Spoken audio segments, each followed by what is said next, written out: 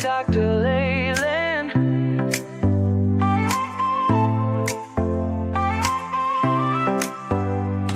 Step into the future, the world is waiting now. Dreams are in the making, we'll show you how. From the books to the screen, from the stage to the stars. Level up your game, let's raise the bar.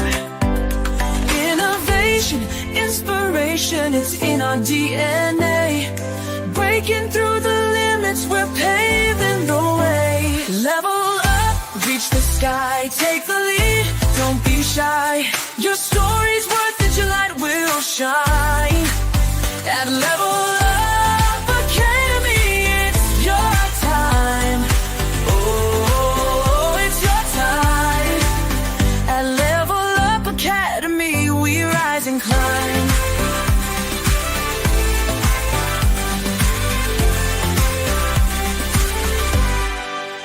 Empowered in your passion, your voice will be heard. Building a legacy with every word. From podcasts to pages, from business to art. Level Up's the place where it all can start. With heart and with vision, we're chasing every goal.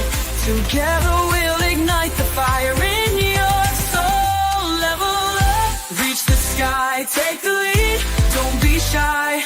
Your story's worth it, your light will shine. At Level Up Academy, it's your time. Oh, it's your time. At Level Up Academy, we rise and climb. Ooh, ooh, ooh. Oh, we're trailblazing, breaking through the mold. Dreams are alive, let your story unfold. With courage and pride, we'll take the fight. At Level Up, we own the night. Level up, reach the sky, take the lead, don't be shy. Your story's worth it, your light will shine.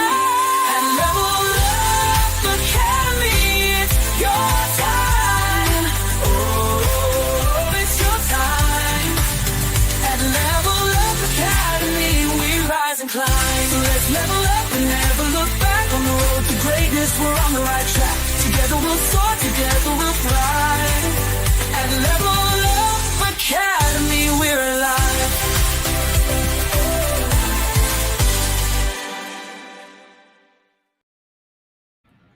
Hello, everybody. Hopefully, you can hear me. Look at that beautiful sister of mine, my co host every Sunday on Unmute by Design. Today is the first series of Disrupt, Adapt, and Thrive. And that is what our topic for the next maybe 7 to 8 weeks from now, depending on how many people are coming. But I'm hoping that my 50 inspirational ambassadors will join me every Sunday, or whoever can join. But today I actually created a newsletter and I'm so proud of myself. I was actually writing an academic edit on something else I wanted to write for a journal article. And I was looking through psychologists, some leadership books. I've read so many Harvard Business Review and leadership.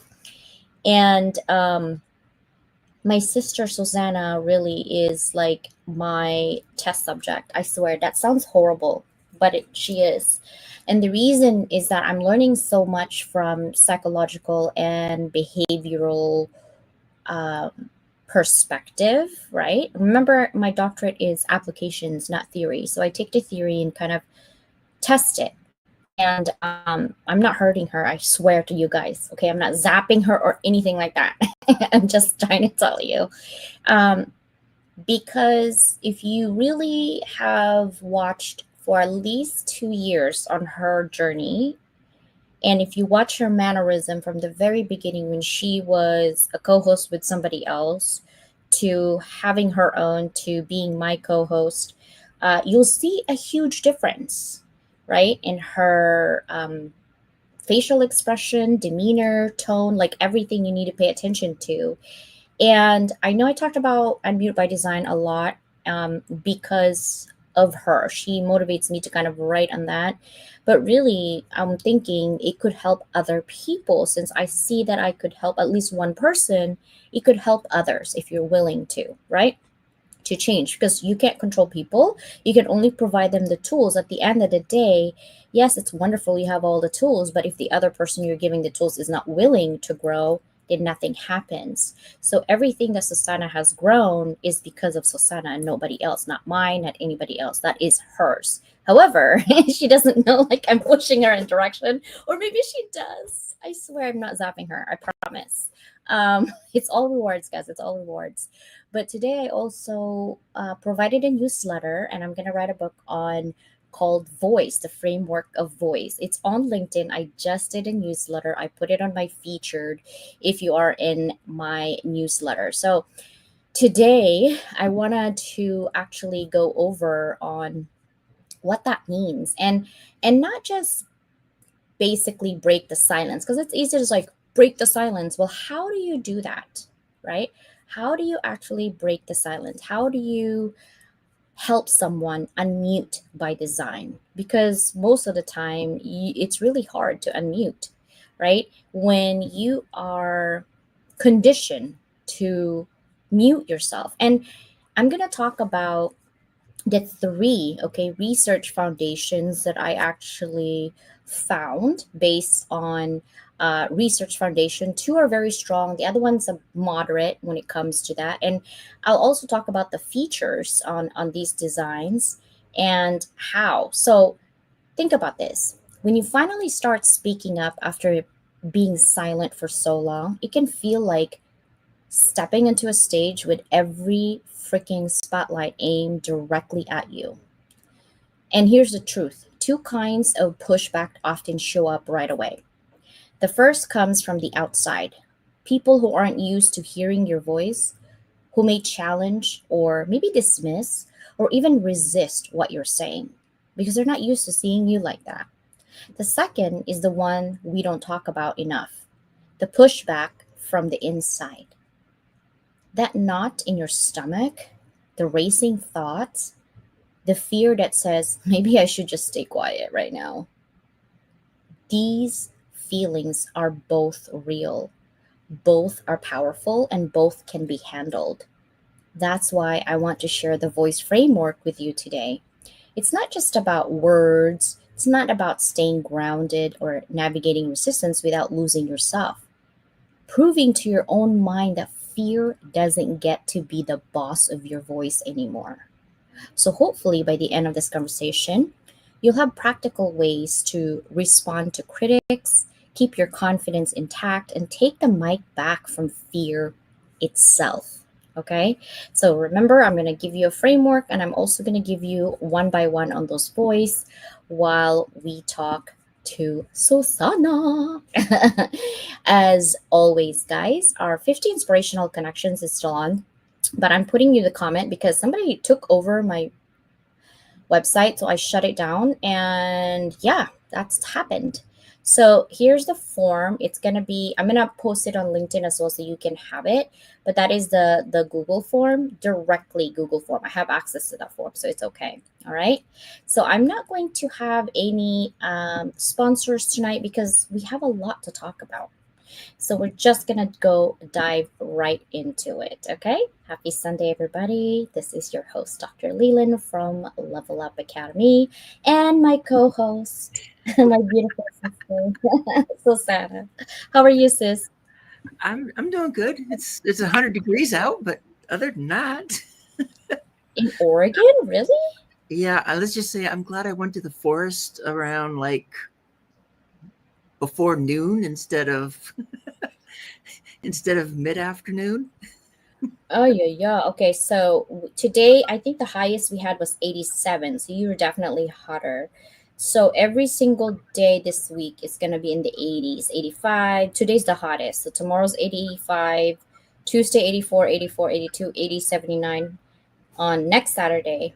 So it's in the 80s for a while. What? What is happening? It's too hot. My AC is on. Cheerio actually I promised her yesterday a pup cup but I had the van and there's no way you can drive through Starbucks. So today I took her out and Bella actually sat in the back and Bella's pouting. She's like, why is Cheerio on the front? I'm like, because so she could see her puppuccino. I'll share it with you and Danielle the picture later. She was messy girl, but you know what? She Of was so course you are. happy. I was like, okay, it's fine, Chi Exactly. Chi. It was a Yeah. Chi Chi weekend. We'll be in the 70s by the end of the week, but tomorrow's going to be another 100-day. No, thank you. No, thank you. And Uh, Tuesday will be 99. So I was like, close enough. oh no, we're not doing that. Um, I actually was surprised because I know I talked about the voice framework maybe two or three live streams ago, and um, I wrote it and I asked actually ChatGPT and I said, "Hey, did anybody have this voice framework already?" And ChatGPT says, "No, this is yours. Trademark it." I'm like, "Okay, let me write a newsletter."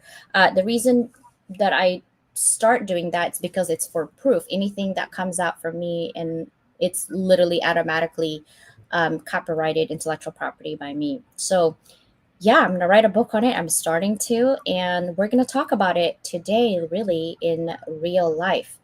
Um, in terms of research, right?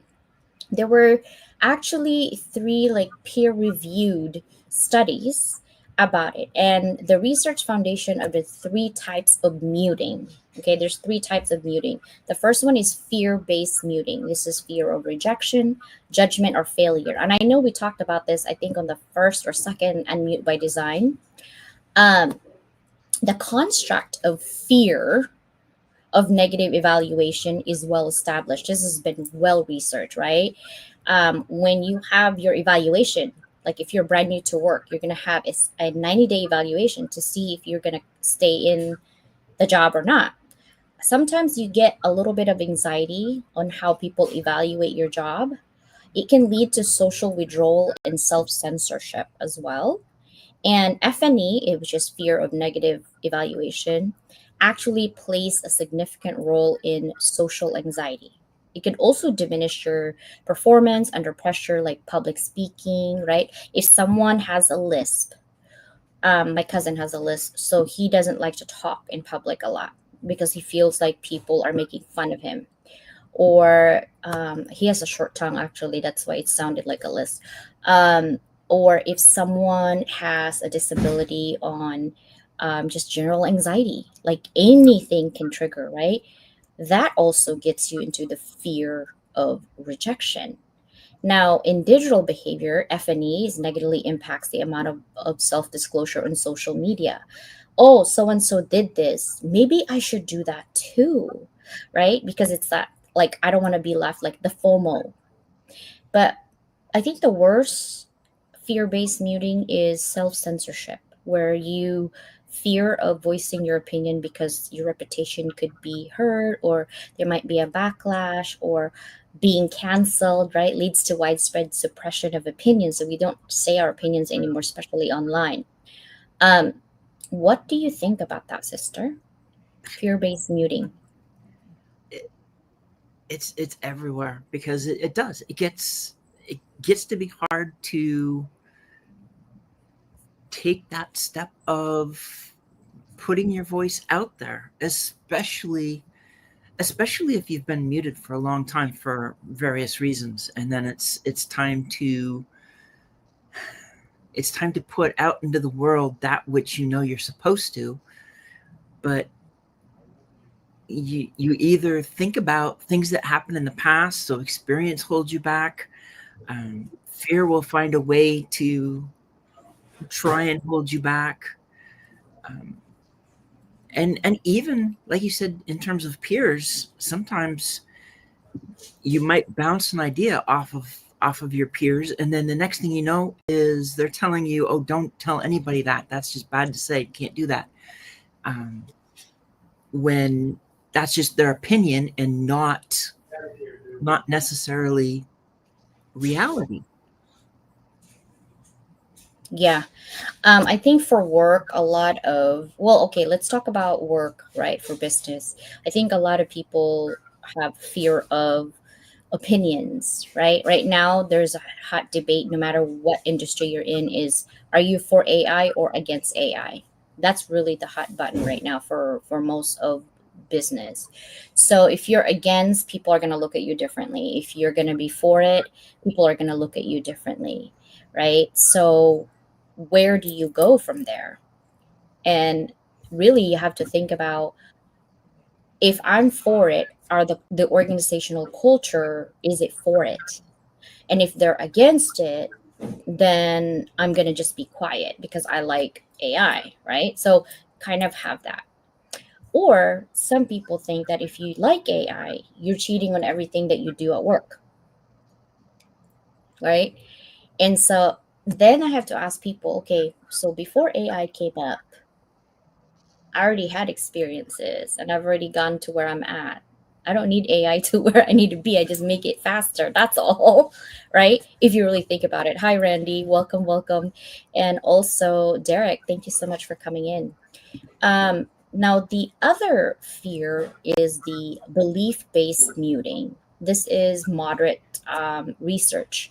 Basically, it's all about cultural, sociological insights, and context driven, right? So, if your environment at home, especially the way we grew up, um, you can be seen but not heard. You can be in that corner but don't speak. If the adults are talking, do not talk, do not interrupt. If it's even if you're wrong and you have your own thoughts and opinion, but if it's your aunt and uncle or your grandma, do not speak. Do not eat if it's not your turn. Like, and if your grandparents are there, it doesn't matter how long you've been waiting, they go first, right? There's so many rules, and that is part of your environment, and you can't change it because that's how you grew up. And so those also are belief based muting, right? Also, you get told, don't be cocky, be humble. Don't talk about your accomplishments because you're bragging and you're a narcissist. Don't post pictures that you're changing because you're bragging. Who made up those rules, though? Right? Who made up those rules? It's like, oh wow, I look cute today. Wait, I can't post it because it's narcissism. You know that, right? That's literally the pushbacks that we're talking about. And that is the belief-based muting. Have you experienced that? Not me specifically, but I know it's out there, and there is so much of that.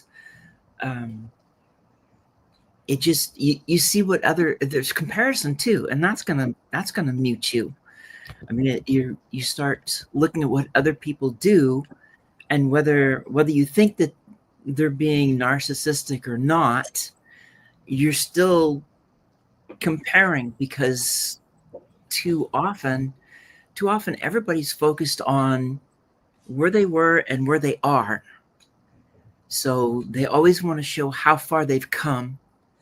They always want to show how much is going on in their life, and trying to a lot of them are trying to walk that fine line of, um, they don't want to be the narcissist, but they want to do this because they figure they will get more people to look at them, follow them, like them, create opportunities for them, and that doesn't mean it's going to work that way.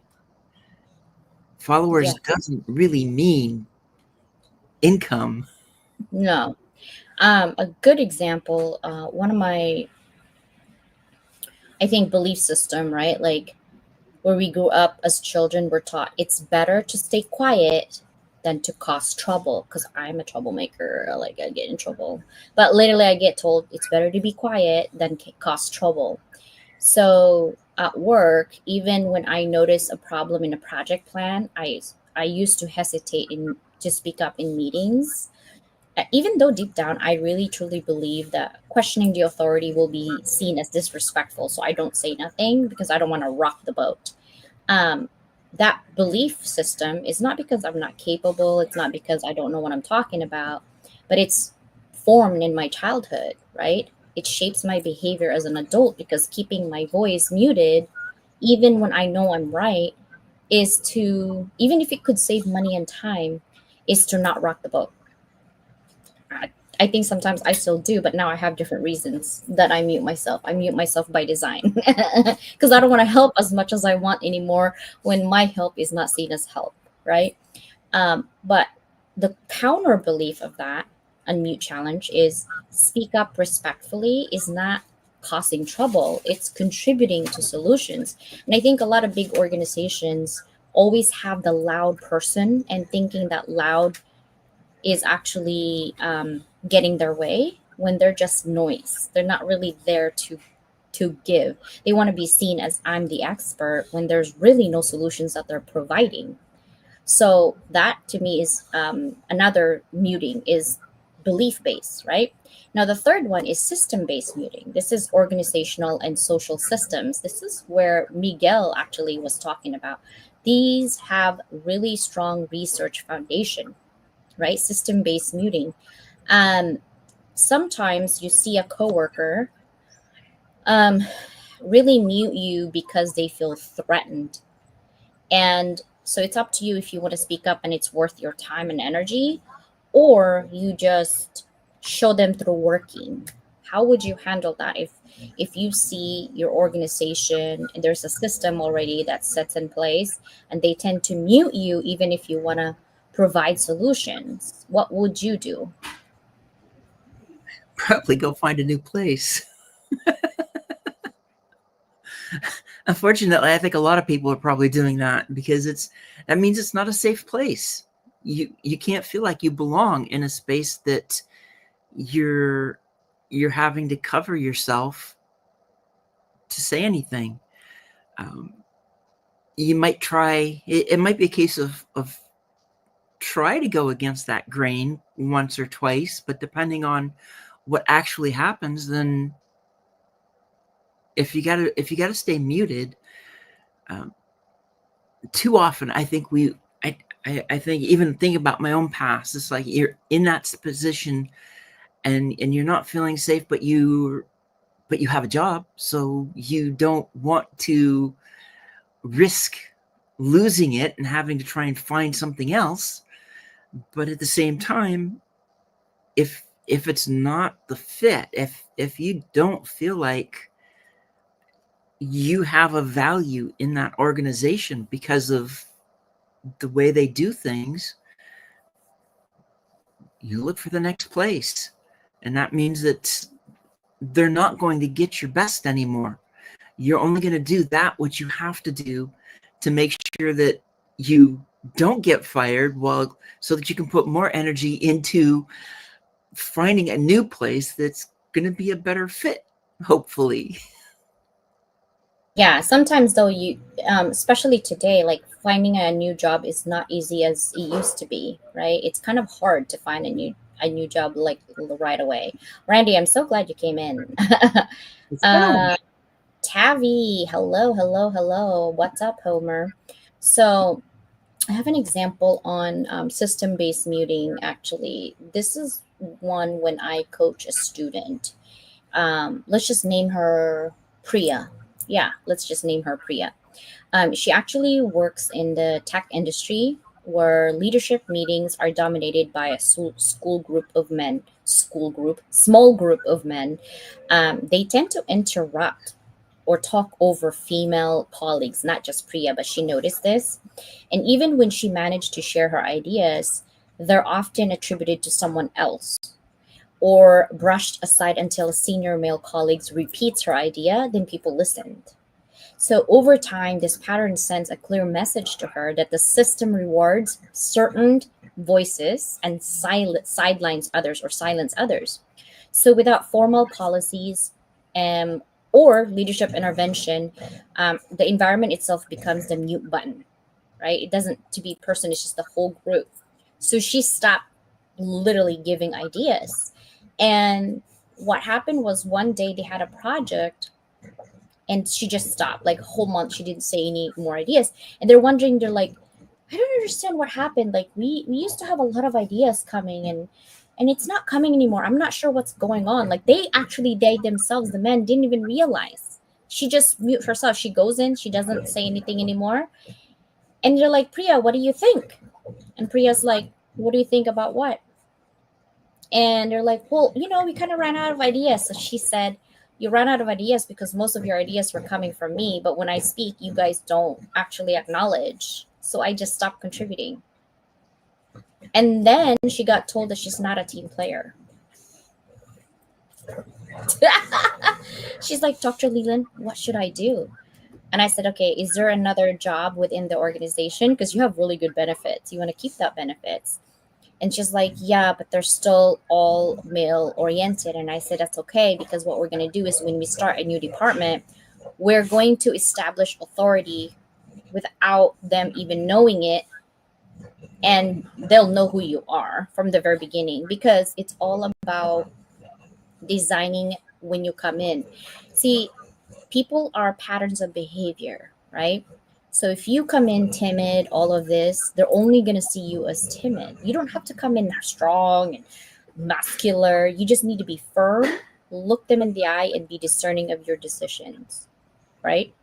And when you respect yourself and you respect your authority and your colleague sees that, then they'll respect you.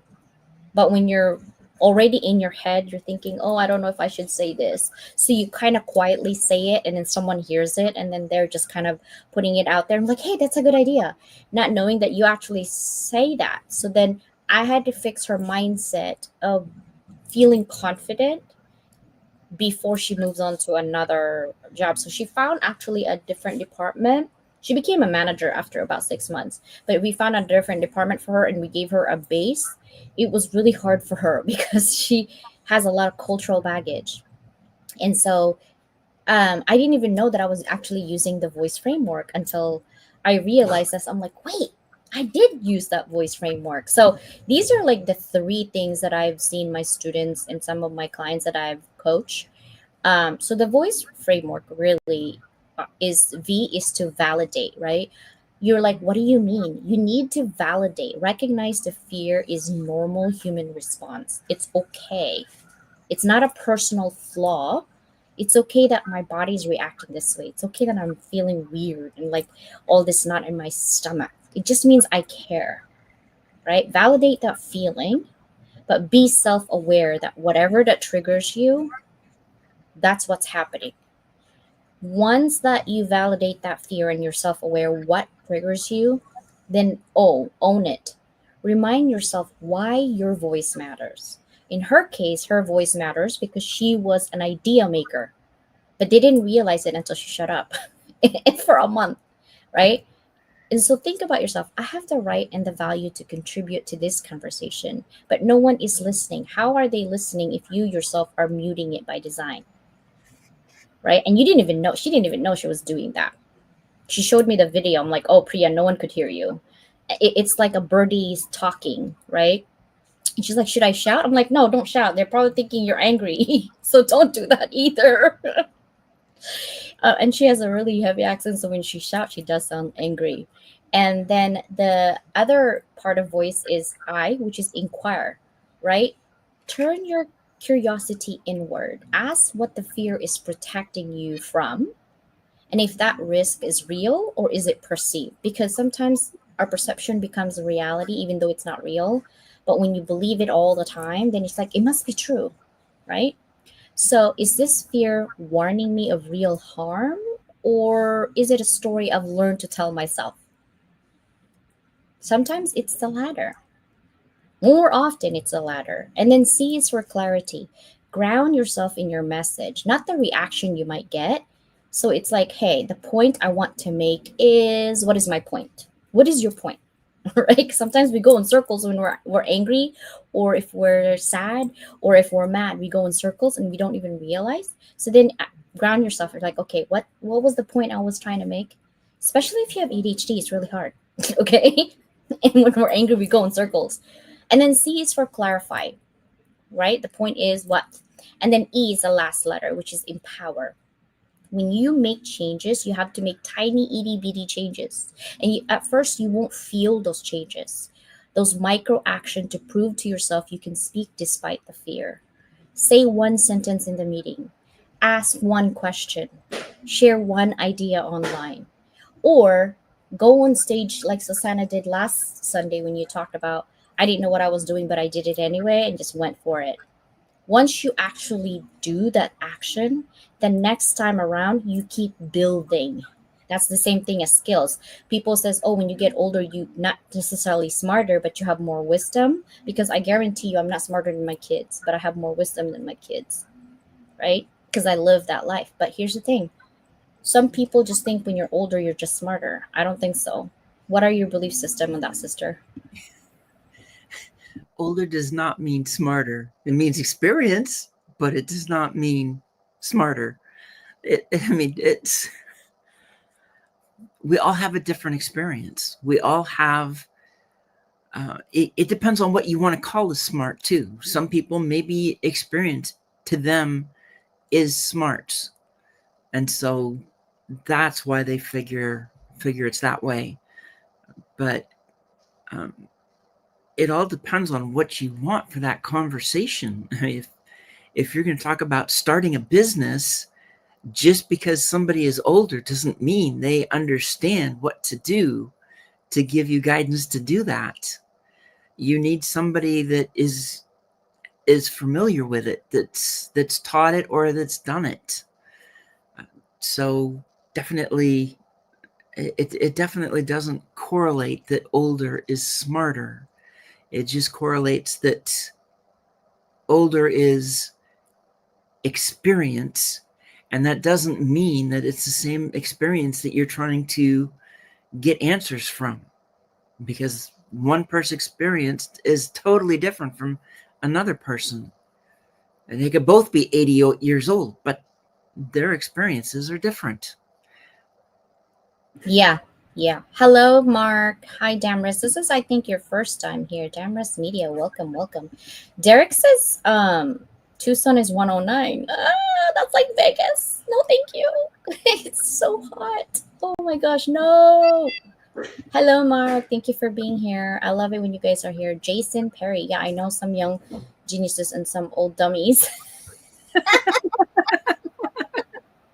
I love you, Jason, for saying that. Oh my God. I don't even know who you are, but that's pretty cool. I'm telling you, my daughters too, I have a 21-year-old and 18-year-old this year in both November. They're smarter than me for sure, but I have more wisdom and lived life. And here's the thing too, even if you're in the same age group, some people live more than others, right? They Yeah. go out more. They, I go out a lot, and I mean a lot. And I've traveled internationally. I just have different types of friends and people, and I dabble in a lot of things because I want to live life, right? And so that's what happens when you have more experience. You want more experiences. So that's what I love about that. Now, for those of you who are still in the audience, I do want to ask you guys, name one belief that's been holding you back, and then write a counter belief. Okay, so this is how it would look like. Limiting belief. I'm not qualified enough to speak up in meetings. That happens to a lot of people, by the way. That's where I got that question or a statement.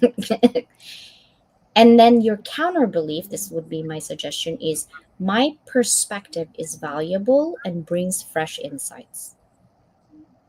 That is your counter belief, right? So write those limiting beliefs and then write a counter belief. I want to encourage you to even post it in social media with hashtag, right? Limiting belief and counter belief, and then just tag me if you can. That would be something that I want to encourage you.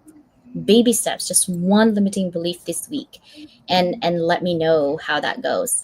I'm going to, you guys know I love writing, and so I wrote Unmute by Design music today, and so I'm going to share this with you. Hopefully you guys like it, and here it is. Okay, Clap, clap, turn it up, let your heart keep time. You're tuned to Unmute by Design with Dr. Leyland. I used to whisper when the room got loud, hiding my light in the back of the crowd. Now I am tuned to my own frequency. Step to the mic and now let me be me. No more shrinking in the shadow light. I breathe in and I claim my right. Feel my knock, but it does not lead. I am the voice that I choose to be. And with Dr. Leyland we shine. I got a voice that was made for this time. Say it with me now, make it divine. VOICE, this moment is mine. I'm you by design. V, value your vision. Oh, own your story. I match your currency. Claim your space, elevate your impact. VOICE, Dr. Leyland on the line. Pages I kept in a locked up book. Now they are wings with a fearless look. Every note turned to fuel in my chest. I speak the truth, then I give it my best. No more waiting for a perfect sign. I am the spark in the forward line. I feel a beat and I lead the way. This is the sound of a brighter day. With Dr. Leyland we shine. I got a voice that was made for this time. Say it with me now, make it divine. VOICE, this moment is mine. On you by design. Hands up for the dreamers and doers. Hands up for the quiet and truest. Guided by Dr. Leyland we rise. Every word builds a better design. On you by design. With Dr. Leyland we shine. We got a voice that was made for this time. Stay with us now, make it divine. VOICE, this moment is mine. On you by design. Yeah, VOICE. I like that. I actually got that from the RESPECT, right? Like, right? I love that. I was like, hey, voice. Yeah, I was writing that. I was like, how do I do this? And I was like, no, do it again and do this again. So I might change it later, but that was my first reiteration 5 minutes before we came in here. You know me. I just, whatever. So I love this, Jason. Who am I to think I can accomplish such a huge dream? Limiting belief, right? And then the counter is I am capable of great things, especially when combined with the collective power of community. That is powerful, very powerful. Yep. So I'm going to use the voice framework on this, Jason. So V, validate. So it's natural to question yourself when your dream feels massive. That's actually a sign that you care deeply about it, right? O is for owning it. You've already acknowledged something powerful. You said you are capable of great things, and not just a belief. It's backed by your skills, your experience, and of course your determination. And then the I is to inquire. What's one small step you could take this week that moves you closer to that dream and proves to yourself, not nobody else, that you're already on the path? Right? And then C is to clarify. Remember, combining your strengths with the collective power of community means you're not doing it alone. You're building momentum with others who share your vision. And then the last is E, which is empower. Your dream isn't too big. It's the right size for the impact you're meant to make. Keep moving forward and let others join you on the journey. So that is my voice framework. Hello, Charles from Hong Kong. We need to come back, Charles, for sure. Oh yeah. All right, You guys sister. needed more time. Yeah, definitely. What do you think of the song, and then what do you think of Jason's? Oh, the song was great. I just half the time I sit here and I listen to your song and I'm seeing it and going, she just has that knack. and I know that I could do that. It just, you can do it in like a third, quarter, eighth the time that I can. But That's life. We're all because different. it's practice. You see, it's practice. When you're practicing doing things, it just comes like fast, right? That's like, when people said, hey, if you don't use it you lose it. I don't know how to ride a bike, guys. So I lose that because I don't know how.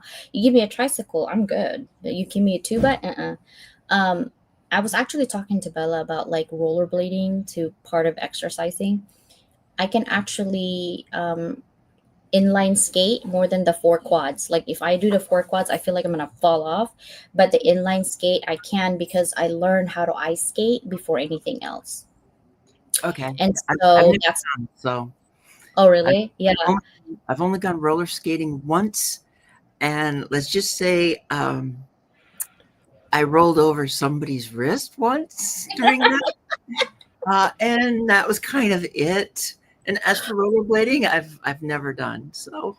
Yeah, I learned ice skates first before I inline skate, and they have really cute skate. And I'm like, why is the skates $180? When I was growing up, it was like $50 or $25, and I was already expensive. I'm like, man, I am getting old. Like, what's happening here? And Bella bought one. I was like, oh man, I'll buy one. And then I was wearing my shorts, and Bella's like, Mom, can you wear leggings instead? I was like, why? What's wrong? And then she rolled her eyes. She's like, look in the mirror. Also, because my butt cheeks are hanging out for the shorts. She didn't want to tell me I'm too old to be doing that crap. I was like, oh, geez. Okay, fine. I was just here to exercise, and it was at the beach. Like, it's not like it's in the middle of the street, Like, I was at the beach. But it was so funny. What about Jason? This is beautiful. I feel like this is really beautiful how Oh, he framed, right? yeah, no, it's really great to be able to take that, because I think there's a lot of us who can probably sit back and wonder, how can I accomplish these huge dreams that we've got? Because maybe we've never been encouraged before to even go after the dreams, and to understand that yes, you can. You probably, and in these dreams are probably things you were created to do. You just have to get out of whatever box everybody else has been telling you to be in, and understand, have that awareness that you're capable of great things, and knowing that sometimes it will happen with that collective power of community, because you don't have to do these alone.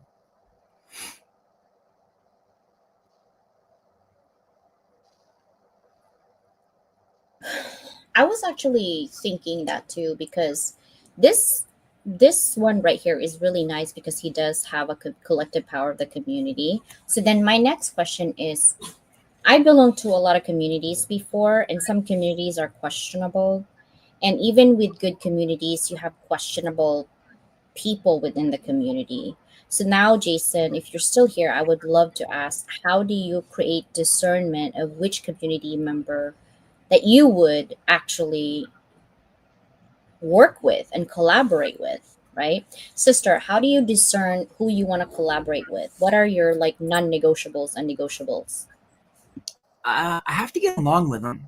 That's kind of that's kind of a bare minimum, is that getting along and getting an understanding of them. Because we've run into people where we thought there was something positive going, and then it wasn't. And so then it's kind of like, okay, what were the warning signs? Did we miss some warning signs? Um, and it has to be somebody that you basically get to share what's going on with. You're not, um, you're each able to work to your strengths, because we're all so different, and not everybody's got the same strength. This is why I love what I've seen with some people who they do, they collaborate, and from the outside somebody might say, but they do the same thing, or they do something very similar. Yet when they get together, they understand that not only are they learning from each other, they obviously get along because they can have that conversation, they can work together, and they're opening up basically new markets for each other, as it were, because the audience of each person, they may have some overlap, but it's not going to be a complete overlap. So there's going to be other people, and you have to remember everybody who's watching you. Some of them, I mean, they may all be watching you because they like watching what you're doing. You've got something that's interesting, but that doesn't mean they're all going to want to work with you. And so when you start sharing each other's audiences and getting in front of more people, then some are going to realize that, okay, I was watching this person, but actually this other one that she's working with, I could probably work with that person. They said something, they're doing something that's like, I want to talk with them. I want to work with them. It just more opportunities, more openness. Yeah. And Jason, I think aligns too. It says, I look for people whose values and vision align with the mission we are building together. Here's my like non-negotiables for collaborations. Align values, right? Partners has to share my core principles. That is integrity, respect, and commitment to amplification of voices rather than silencing them. That's my aligned values. Number two would be mutual benefit, right? Every collaboration should provide value for both sides, whether that's visibility or resources or impact or even revenue, right? That should be a mutual benefit. Three is clear communication. I like transparency, timely and respectful communication is very essential to any project.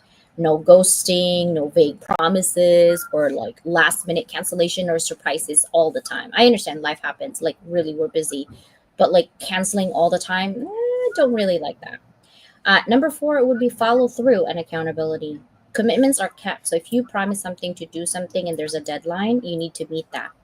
And I need to see action match your words, like no excuses, no repeated delays without valid reasons. Like, oh, I went to the hospital or my kid got sick. Right? That is a valid reason. Oh, I didn't get up on time because my alarm didn't go off. Yeah, okay, no, not really. Right?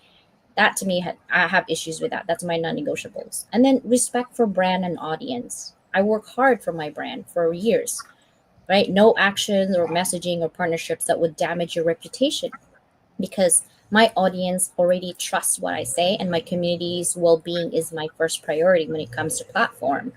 So if you start going crazy and claiming crazy things and I just kind of like, okay, we're just going to have to stop working for a minute here, it's because I think your brand could damage my brand. That's all I'm saying, right? And collaborative spirit, meaning willingness to co-create, share the credit, right? Don't be gatekeeping. Problem solve together rather than operate in competition or secrecy. Some collaborations like, oh, I did this more and I did that more. Who cares who did more so long as the outcome is the same? That is why it's called collaboration. Unless it's like de-alienating, like, hey, this project is under my publishing company and that project is Susanna's publishing company. But at the end of the day, we both edit, we both write, doesn't matter, right? It's collaboration spirit. And then the last but not least is ethical practices. I don't like to people who exploit other people. I don't like people who take intellectual property or communities partnerships has to be built on fairness and transparency. Like if you're lacking of something, it's okay. You don't need to be 100, right? Sometimes it's just I have more than you or maybe the other around, but I shouldn't have to make to feel like I owe you something because I have less than. That is why it's called collaboration. Obviously I have less than, that's why we're collaborating to make a bigger impact, right? But like don't put it on people's faces all the time. That is like ethical issues that I have with people sometimes. And I don't ever throw anything in people's faces. It's just not good practice. I give because I want to give, not because I'm keeping score. The only person that's keeping score is the man up there. The rest of you all, don't matter if you're keeping score or not. Um, the man up there is what I care about, right? He sees everything I do, even my thoughts. Kind of scary. Have a lot of thoughts going on, but it's kind of scary. What are your thoughts on my non-negotiable sisters. I agree with all of those because it's the stuff that we need to it it's the kind of non-negotiables that are going to bring people together and make sure you're working with the right people. Make sure you're working with the people that you want to connect with, and it's the kind of thing that, in some ways, it helps weed out some of the people that you don't want. You it's like you might think you wanted to work with them, but then suddenly you see that they're not the right people, and so they're not meeting your values, your core values, what you need. That's important. Yeah. Joe, I'm not sure. You're coming from YouTube. Um, no one really owes you an explanation. And honestly, we are okay with anybody. We're people. We don't Hmm. pick and choose if you're this, if you're that. That's separation. We don't separate from people. We only think about the project and the collaboration. But yeah.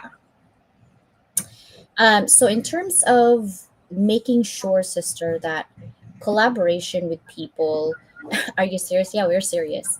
Collaboration with people is actually done. Um, how do we make sure that moving forward, everybody that we collaborate is happy, or could we even do that? Because I don't think it's possible to make every single person happy, It's not. right? Yeah. You can't make everybody happy. That's why you just need to be able to find that common ground, find the people that you can work with, find the people that you belong with, that you're not trying to fit in. That and that's another piece of it too. It doesn't mean that you have to say everything that's going on, but you want to be able to collaborate with somebody that you don't have to wear a mask around. You don't have to hide who you are. That doesn't mean that you're going to say a whole bunch of stuff. It just means you're not when you're not wearing a mask, you're no longer focused on um, you're no longer focused on what other people are going to say. You can be more engaged when you're not wearing that mask because you're not having second thoughts about everything you say and you do. You just you just get to be, you get to exchange ideas and see what grows out of it. Sometimes too, I think we construct our own fear, right? We just had an example of that, and I don't tolerate like pushy people, honestly, Mhm. guys. I tolerate pretty much a lot of people, but I don't tolerate pushy people. Like seriously, we're No, having a conversation of unmuting by design, and I want to address that gender doesn't matter to us. Us mean me and Susanna because we're co-hosting this show, but unmute by design. um, you actually silence your own self by your behavior. And I value professionalism. I do have 13-year-olds who watches my show on YouTube, and I pride myself on ensuring that the future leaders of our world, not just in America, but the future leaders of our world, have the right critical thinking skills. And I'm so scared that sometimes people, by the way, GPT-5 is out, which is lovely. It's like an army Swiss knife. It does everything now with testing. Um, it's nice that they have corralled certain things in GPT. And I just wish that um, you know what's really weird is that the kids, you think they would love GPT, they actually don't. I asked my daughter, "Do you like ChatGPT?" And my youngest, Bella, of course, she said, "Mom, it's kind of scary that people are not able to think for themselves anymore, nor they have critical thinking because everything they do is off of ChatGPT. How are we supposed to have a debate without looking at prompter? What about talking from your heart? What about those conversations that you can stand your ground without asking people other people's opinion? What about your opinion? I feel like you're muting your own self by asking other people's opinion using ChatGPT. I'm looking at my daughter. I'm like, wow, I raised that. I gave birth to that. And like, I was so proud. I was like, oh my god, I'm so proud that I birth a human being who's smarter than me, but also have really good sense of what is right and wrong in terms of my belief system. Because my belief system might be right, but to you guys, it might be wrong, right? And so that's another thing that we want to talk about, muting by design. When do you guys unmute yourself? Like even for men, sometimes I think men and women we communicate differently. um, when we say something, you say different thing or you get it different things. And I'm saying this because I have experience on that. And when a man tells me something, I take it differently, and it's like the communication just doesn't seem to like locked in. It's like a Hmm. puzzle of life. But how do you, even in relationships, how do you unmute by design when you feel less than in the relationship, men or women? Yeah, and it's hard because I mean, Chris, I talk about masks all the time, and quite frankly, this question is that same thing. It's like if you're in a relationship, if you're in anything, and you're not comfortable, that means you're not going to open up. That means you're going to keep that mask on, and for a lot of people, it's like putting the mask on with a smile to make it look like everything's okay when everything behind that mask is filled with pain and anguish, anxiety, horror. It's so many different things, and you can't trust that. You obviously can't trust the person because you're having to hide something, especially if it's a close relationship like that. I mean, if we're talking a marriage, and you can't drop the mask, you're not safe, then it's not a safe space. It's not going to last. Sorry, my bulldog thinks that it's really fun to argue in front of this show right now down below me. So I had Of to mute course. myself. I love Chris. Hey, Chris, welcome. Less Yeah. about making everyone happy and more focusing on those core ethics. It is. It's true. That's the only way to live, by the way. Operating from authenticity. I love what you were both saying. Susanna, so powerful. The mass eats up energy. Authenticity opens up connection. That is so true. But it's so hard to open up to people when you don't know them, especially Right. if you get burned so many times. And so that is why I love what you're saying, Chris, because that's what we are operating in is our non-negotiables. If you know what your non-negotiables are, it doesn't matter who come into your life. If that is non-negotiable, I'm not bending for nobody. Not for money, not for nothing. And the Nope. reason for that's because that's who I am in my core. I would be super unhappy if I have to like bend backwards for anything. So I don't. And I have left jobs because if I don't feel comfortable and there's ethical issues or questions, I would quit. And you're like, CJ, how are you going to do it without money and blah, blah, blah. I'll figure it out. Because actually, I would spend more money in the hospital, because my gut takes all my stress when I work for someone, and I've seen that with me when I work for someone that have ethical issues, and then I just keep going, and I thought, okay, it's not really my problem. No, it is my problem because I'm in the middle of this. I can't do this, and so I would leave, just leave, right? And so living in authenticity is easier said than done, but if you have your non-negotiable straight, you're good to go. You're not gonna flutter anywhere. Here's another thing too that I wanna add is that when you have only one person, not more than one person, even it's nice, it's icing on the cake if you have more than one person. But if you have one person that you can confide to and everything about yourself, and no stress of like, how is this person going to see me, or maybe they feel less than if I say this. If you have that one person in your corner, the world literally feels like it revolves around you. What do you think, sister? It is. That is that space of belonging where you can drop the mask. You don't have to fit in. Um, you don't have you're not trying to fit in anymore.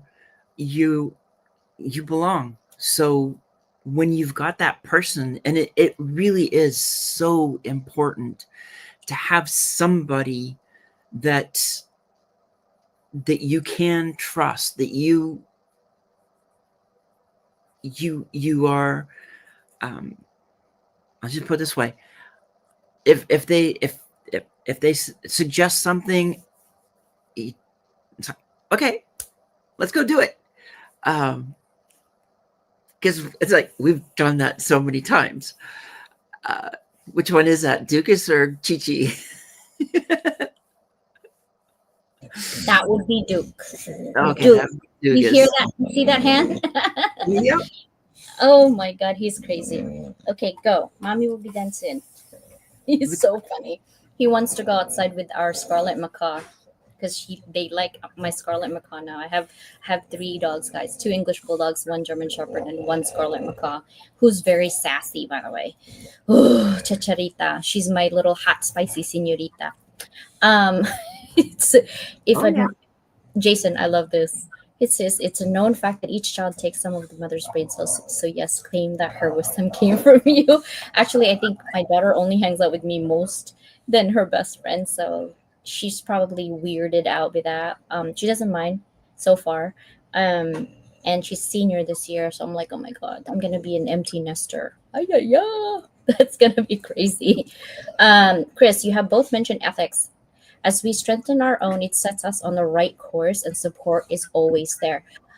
Yeah, some people support you or think that they're supporting you, but they don't really fully support you. That's what I've seen so far too, especially if it's like an online friendship, right? Um, Ethical practice is what it means. I have zero tolerance for exploiting people or plagiarizing work or using shady financial practices. Zero tolerance. Why it matters? It's because of the long term impact comes from doing things the right way, even if it takes longer, right? I won't join partnerships where the revenue model depends on misleading customers or underpaying contributors. One time I was selling insurance. I used to work for Geico, and my trainer didn't answer my question, but I didn't feel comfortable selling, not knowing exactly why I'm selling it this way. And he wouldn't answer. So I emailed the CEO. I guess I wasn't supposed to do that. I was supposed to get to the director, but I was so frustrated. I'm like, well, the CEO gonna answer me. I was young, guys, okay? And so I emailed the CEO on Saturday, and the CEO of Geico emailed me on Sunday. Monday, my manager, my director, and the CEO was on the phone with me. CJ, do you need more training? Yes, because I don't get this. And so, and then my manager literally apologized, like, oh, you weren't trained. I was like, I don't feel comfortable selling enough of these policies, and you want me to sell $50,000 when I have no clue why this and this and this works. Give me a good example, and I need a visual because I like visual. And yeah, so that happened. I have zero tolerance for people like can't. I just don't do that. In terms of collaborative and with ethical, something can be ethical or something can be morally correct but ethically wrong. You guys believe that? How about you, sister? Do you believe that? Say that again. Something can be morally correct but ethically wrong. Yeah, I think there are cases where that can happen, and then it really makes it difficult. It's like, okay, which way do you want to go? And Yeah. I use an example of us going to China, Americans going to China, okay? Not going as in traveling, as in business. So, for example, federally speaking, we have a federal law of child labor. We don't do child labor. Even when you're 15 and a half or 16, you actually have to get a permit from school that you can only work no more than 20 hours a week, and you have to be 15 and a half, and your grades have to be a specific GPA before you can work. And your school has to sign off on it, right? That is federal law in the whole United States. Now, when you go to China, okay, some parents have kids and they have a law, 2 kids only. So if you have more than 3, you get adopted to your grandparents or you get dumped in the orphanage, right? That's the Chinese rules. So let's say that parents went to the mainland or Hong Kong to get a job. Kids are with grandparents. Grandparents got sick, no food. Kids are 7, 8 years old, right? They go to the factories to apply for a job. In China, that's okay to have child labor. That's their culture, right? But if a shoe company, let's say, goes to China and says, "Hey, can you make me this shoe?" and you have 8, 9-year-old working, what is that? That's ethically wrong from the federal government's perspective in the United States, but it's morally acceptable in China. Hmm. But now we're telling people what to do with their own country and with their people. Isn't that crazy? Yeah, Yeah. it's that catch-22 of you. It quite frankly, it's really up to then that organization. They're the ones that are making the final decision to Yeah. what they're going to do, and then their customers are right behind them in terms of if they're going to keep supporting what they're doing, then it becomes business as usual. Yeah. Jason, you went jump over the chain of command, you rebel. I am a rebel with a cause. I have a book on that one. It's an Yes. anthology. Oh my gosh, I really like Jason and Chris. We all Uh-huh. need to be on Zoom, guys. Oh Maybe yeah. you guys should write with us. We have another anthology in the space between. I feel like you guys' thoughts and viewpoints and conversations would be perfect. Um, Something can feel right to you morally because it aligns with your convictions, yet still violate the ethical rules of a particular system. The tension is in whether you answer to the standard of the group or the standard of your own conscience.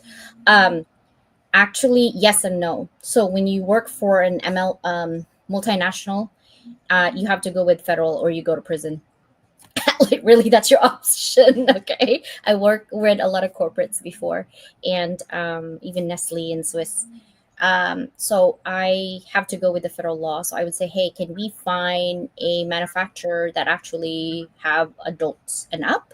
And the reason for that's because it violates our federal law, and I would love to employ the kids, but not in this way. I just couldn't do that, right? Because I have to follow where the organization is from and the law from that country. If it's another country, then fine. But if it's from the US, we follow the US law. So that's literally what it is because my option would be jail. And I don't think so. So that is definitely same with the military. Exactly. So we just follow that. I didn't even know we're over.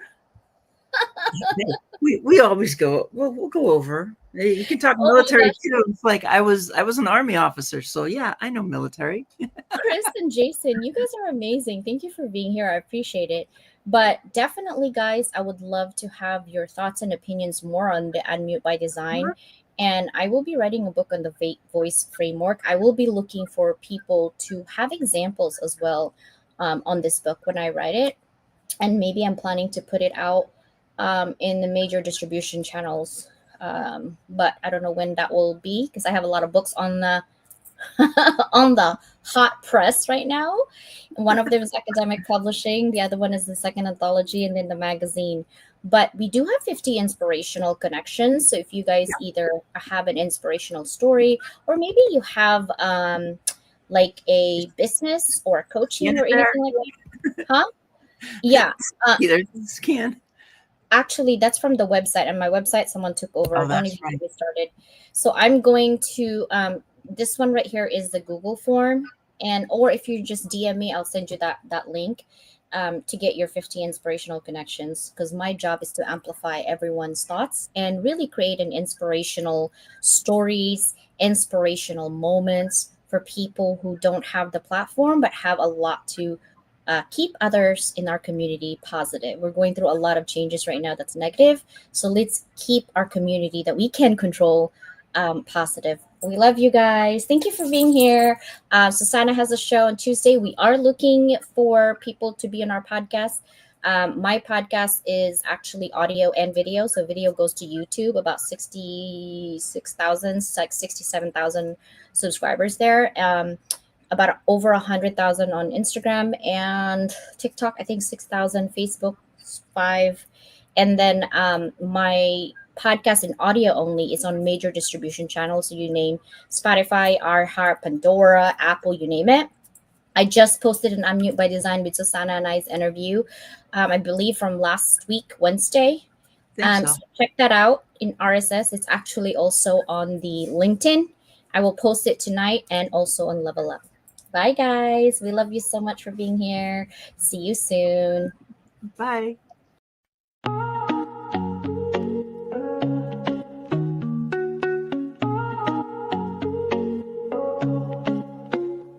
I started in the silence, behind closed doors. Dreams too loud to keep tucked in the floorboards. Late nights, broke days, no applause in sight. Just coffee, hustling that fire to fight. They said, play small, but I'm built to expand. No silver spoon, just grit in my hand. I will every note, like armor and steel. Visibility's a battle, but I'm real and I heal. From invisible threads to the front of the stage, I'm rewriting the script, turning scars into page. Level up, rise above the fear. Let them hear your voice, make your purpose clear. Every step, every stumble, every tear in the rough. You were made for this moment, you are enough. Level up, break through the doubt. Turn the whispers of your past into a victory shout. You ain't just chasing clout, you're building a legacy. Now the world's gonna see what they couldn't believe.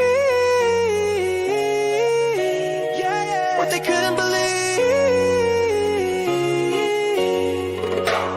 See the back end, just a headline glow. But success is built slow, where the struggle don't show. Algorithms change, but your mission's divine. You're the brand, you're the vision, you're the power behind. You gave free just to prove you have value inside. Now it's invoices paid and your name amplified. You're not just in business, you're changing the game. And your visibility, that's more than a name. No more shrinking, this is expansion.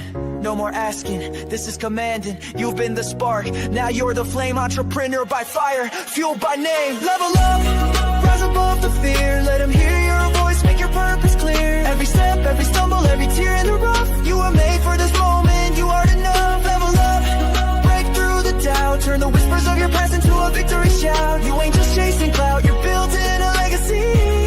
Now the world's gonna see what they couldn't believe.